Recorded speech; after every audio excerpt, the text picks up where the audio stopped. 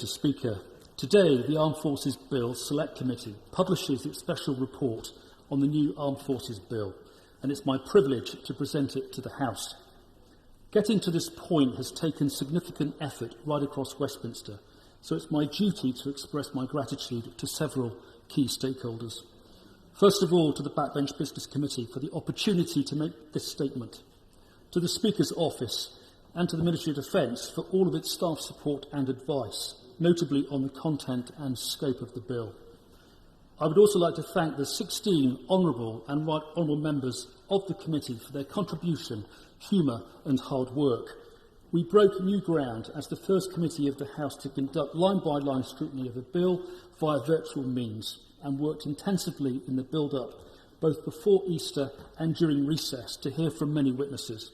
I humbly thank them for putting their trust in me by electing a new MP as chair, and I'm proud to represent the 2019 intake at this statement. I also know that I speak for all members by expressing my gratitude to those who contributed to our inquiry.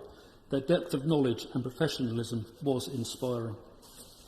Last but not least, I'd like to thank the committee staff and wider technical teams for their support over the past few months.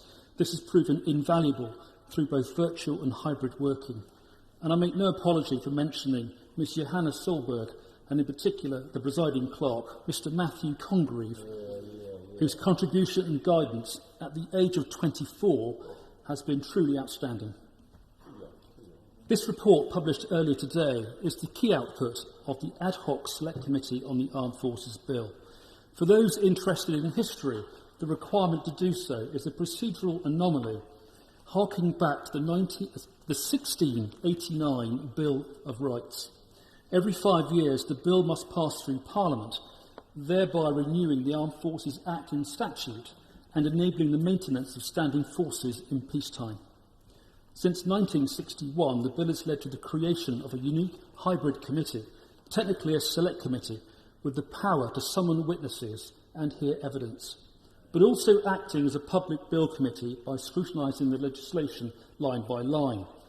Not only is the bill essential to retaining and resourcing our armed forces, but it has come to serve as a checkpoint for what works and for what is needed in statute. The committee was therefore appointed to scrutinise this important piece of legislation and has done so throughout the past few weeks and by reporting the bill unamended back to the House last week. We inquired into specific areas of the bill, focusing on the Armed Forces Covenant, the service justice system and the service complaint system. We also explored additional areas, including diversity in the armed forces, healthcare and housing. From the outset, the committee welcomed the requirement to incorporate the Armed Forces Covenant into law and noted that this change is important for service personnel, veterans and their families. We recognise some concerns on how the duty to have due regard to the Covenant will work in practice, the current lack of prescribed outcomes for those entrusted to deliver it, and how the provisions in the bill apply to some areas of the Covenant but not others. We also heard concerns about it only applying to some public bodies but not others. We therefore look forward to seeing the statutory guidance, which will be essential for informing public bodies of what is expected of them in applying the duty of due regard. We recommended that the Government conduct a review after 2 years on how this duty is operating in practice, and that the annual report for the Armed Forces Covenant should review its effectiveness and comment on future scope. We also recommended that the Defence Select Committee, chaired by my right honourable friend, the member for Bournemouth East, should conduct post-legislative scrutiny. On the service justice system, the committee found that the bill demonstrates a commitment to improving the system. This, combined with non-statutory measures being implemented following the Lyons Review, should ensure that it has the confidence of those who are subject to it and also the wider public.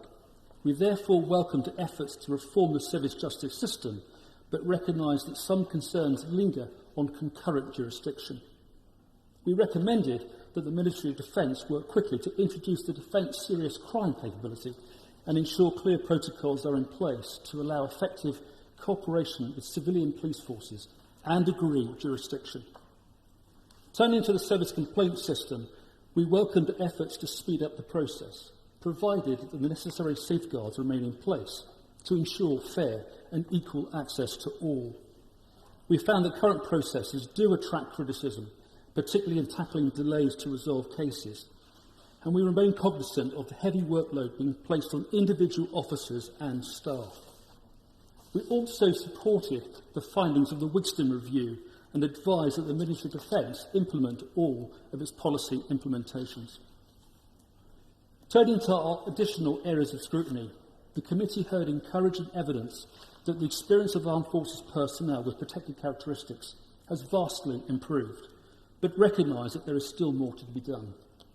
We welcomed the former Minister for Defence, People and Veterans committing to, quote, find a mechanism of restorative justice for veterans dismissed due to their actual or perceived sexuality during the years of the ban on homosexuality in the armed forces. We asked that the Minister report back to the House on progress within 3 months. We also support the important work of the Defence Committee's subcommittee on women in the armed forces, led by my honourable friend, the member for Wrexham. Furthermore, the committee inquired into the provision of healthcare to veterans, particularly in mental health, and found it encouraging that the provision is getting better, but recommended improvements in a number of areas and services. We sought to build on the important work of the Public Accounts Committee in Service Accommodation and found that the level of satisfaction for personnel and families living in service housing is still low. Whilst work has been undertaken to improve this, we argued that better accommodation is an area that still needs prioritisation within the Ministry of Defence. Finally, on the appointment and remit of our committee, we found that the convention of committing the Armed Forces Bill to a select committee, in addition to its usual committee stage, grants the bill additional scrutiny. Our inquiry was, however, rather rushed due to compressed timelines, and we recommended that future select committees on armed forces bills be given more time to complete their work. Overall, it was a real pleasure to work with honourable and right honourable members from across both sides of the House to deliver this important report. Consensus was achieved in most areas, no easy feat, and we recommended that the appointment of a select committee continues to be the convention for future armed forces bills. I am grateful again to all of my colleagues from all parties. Consensus is always persuasive, and politics is far better for it. Before I finish, Madam Deputy Speaker, I wish to remind members of the underlying purpose of all this hard work. This House should aspire that Britain maintains the best armed forces in the world, and that this is the best place in the world to be a veteran. Whilst there is much more to do, I believe that we are getting there. We therefore pay tribute to our armed forces for their work, service and sacrifice, and this bill is a vital part in us meeting our obligations to them. I look forward to working with all members during later consideration of the bill in this chamber, and I commend this special report to the House. Thank you. Kevin Jones. Thank you, Madam Deputy Speaker. Can I begin by congratulating the Honourable Member for Bracknell, who, although he said he's new, chaired this committee excellently, and pay tribute also, as he said, to the staff who supported the committee, and also could I pay tribute to the witnesses that came before us as well. Now, the Honourable Member has said that this is a unique committee. It meets every 5 years to look at, and I think I've been on every single bill for the last 20 years. And I've got to say, this was a difficult one because of COVID, but it wasn't helped also by the attitude of the Minister of Defence in terms of not providing the statutory guidance. And likewise, I'll put this on record, it was not helped by the attitude of the Minister, of the member for Plymouth Moor View. So would he agree with me that what perhaps does need to change is that in future, and it's in the report about the length of time the committee sits, that a time, say 6 months or so, should be put in to actually ensure that this detailed scrutiny, which I don't think we did this time, can be guaranteed in future. Madam Deputy Speaker, could I please thank my right honourable colleague from Durham North for his question. For me, achieving this outcome was about consensus. It was about all members of the committee coming together, and I pay tribute to him because I know that in the command paper of 2008, the Covenant was first mooted, and it's a combination of both Conservative, Labour, SNP and other MPs that have made it happen today, although of course it's a Conservative government that's brought it in. I'm pretty happy that the report as it currently stands provides some very solid recommendations for the future. And I agree that a more consensual approach to this bill in the future might pay dividends. Bob Stewart. Thank you, Madam Deputy Speaker. Can I congratulate my good friend, the member for Bracknell, on the way he chaired it. It was a difficult committee to chair. Could I ask my honourable friend, though, why the committee didn't feel fit to look at, with regard to Northern Ireland, health problems, care problems, and vexatious claims made against Northern Ireland veterans? Thank you. I thank my very good right honourable friend for his question. The simple answer relating to Northern Ireland is that the legacy issues, very much in the news at the moment, are subject to separate work being led by the Northern Ireland Office. And the MOD made it quite clear to me and the other members of the committee that that would not be within the scope of this particular bill. And we divided on that at the beginning of the session. For me personally, the wider issues relating to Northern Ireland and care and the provisions of the Covenant are catered for in this bill. And I'm very pleased that the implementation of the Armed Forces Covenant in statute is very much the core feature of this particular bill and will happen for the benefit of all those in Northern Ireland and elsewhere. We now go to Martin Doherty-Hughes. Madam Deputy Speaker, the Armed Forces Bill is something of a whirlwind, and I think all on the ad hoc Bill Committee will have learned so much over the last couple of months as the Chair, the member for Bracknell, the clerks and the digital support staff, to whom we owe a debt of gratitude, will know for enabling the hybrid committee to function. I think it would be remiss of me also not to congratulate the member for Aldershot for their appointment to the front bench. It does seem, Madam Deputy Speaker, that Doherty's seem to get everywhere. It shouldn't come as a surprise to me, I suppose, after a good few years in the Defence Select Committee, but the Armed Forces has come on in so many ways in recent years and how it seeks to recruit and retain personnel, something for which they should be commended. It should also be said that all who were on the committee were resolved to ensuring the process continues. However, while there was much for us to be positive about and agree on, as the Chair of the Committee has stated, I cannot help but feel that we are at a crucial inflection point in the way that the Armed Forces in state is perceived. And the more I think of those of us in the opposition who sought to bring amendments that sought to bring the armed forces closer to the society it seeks to protect, the more I feel the government favoured measures that keep them remote, discreet and unempowered. Myself and my honourable friend, the member for Glasgow North West, tabled common sense amendments on a representative body, on gender neutral language and on bringing the age of recruitment in line with our NATO allies. We supported other amendments on housing and on terms and conditions, and never really understood why the government could not. We use the language, Madam Deputy Speaker, of heroes so often to describe those in the armed forces that sometimes we forget that all of them mostly just want the simple pleasures of good pay, conditions and terms of service, or at least certainty, and certainly no worse than their fellow public servants in the NHS or police force. So let me thank my fellow committee members for their work, to the Chair as well, for over the last couple of months, and the clerks for writing this report, and here's to more scrutiny of the work of the MOD at third reading. Just a quick reminder that the idea here is that we ask very brief questions of the honourable member rather than speeches. I don't know whether James Sunderland would need to respond. Can I please thank the member for West of Berkshire for his kind words and also the very positive way in which he and his colleague from the SNP have engaged in the whole process. My simple response to his observation is that, in a very objective way, the Armed Forces Bill is notable for what's not in it. And the reason I say that is because the report that we submit today makes it absolutely clear where we feel, where the committee feels further work is needed. I refer him back to the report. I think I'm with him in many of the areas that he describes, and no doubt over the next 5 years the MOD will do its best to implement those issues. We now go to Sarah Brickley.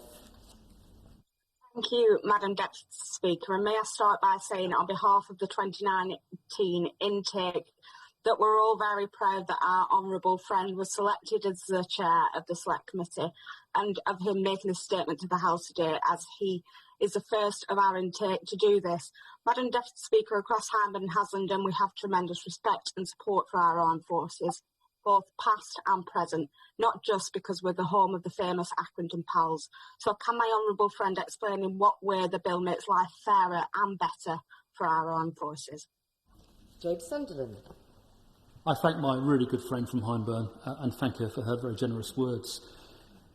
The simple answer is that the bill does two things. First of all, it increases and improves the offer to all service personnel and veterans through the Armed Forces Covenant. And it provides a statutory requirement on local councils, health authorities, education providers to improve those three areas, to make sure that there's no disadvantage by virtue of being in the armed forces, and also of course, that special regard to disadvantage, injury, death, bereavement may be necessary for families. And I think the second thing is that that the less well-known part of the bill is the fact that it improves the offer for service personnel as well, in respect of the service justice system, court-martials. I believe that the bill makes life in the armed forces a lot fairer, a lot better in many ways. And again, I would urge you to read the report. Jim Shannon. Thank you, Madam Deputy Speaker. Can I also congratulate the honourable gentleman for Brackwell for setting the scene so well, and thank you for all the hard work in this committee did. I know that the Armed Forces Bill contains the usual provision to deal with posthumous pardons, and I'm looking to see if there is clarity to provide for posthumous awards, such as that of the legendary father of the SAS in my constituency of Strangford, Newton Ards' own Blair Main, whose courage, ability and leadership saw the award of the DSO on 4 separate occasions, and yet the Victoria Cross was withheld. Is there scope in this bill for the MOD, the Select Committee, or indeed the Minister himself, to revisit this travesty which should be rectified? James Sunderland. I thank my good friend from Strangford for his question. It's a good one, with no ready answer. My simple view is that the Honours and Awards Committee within the MOD provides that particular function. I think there is definitely a case for looking at posthumous awards, what we can do. Clearly, there may be a time limit for some awards. And of course, Rorke's Drift was famous many years ago for the fact that the awards were made in many cases posthumously due to public demand. It's an area that my good friend the Minister, I'm sure, will take note of, will take forward, and no doubt we may see something in 5 years' time with the next Armed Forces Bill or before.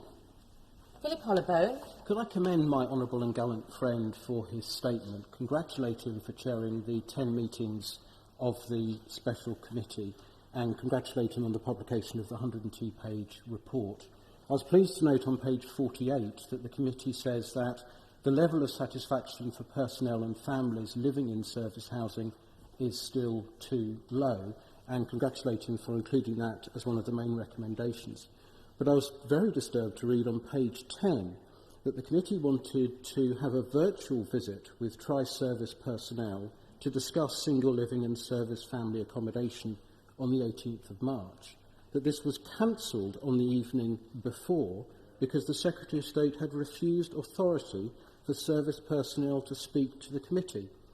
My honourable and gallant friend wrote to the Secretary of State the next day, but according to this report has yet to receive a satisfactory explanation. Could the Chairman of the committee update the House if he's received any further correspondence about this matter from the Secretary of State? James Sunderland. Again, I thank my good friend from Kettering for his question. Very, very briefly, the issue regarding service accommodation, first of all, it's recognised with continuous attitude surveys that members of the armed forces aren't fully satisfied with the accommodation. As a former commanding officer, I was very fortunate with what we had in Aldershot, and Aldershot is an exemplar. But there are other parts of the estate that need work and money, and I know that the Ministry of Defence has got that. In respect of the request for a visit, I cannot comment on behalf of the Secretary of State why permission was refused. I can surmise that it was not a good time because of COVID-19 and because it was Easter recess at the time, or just before Easter recess, and units may have been on leave.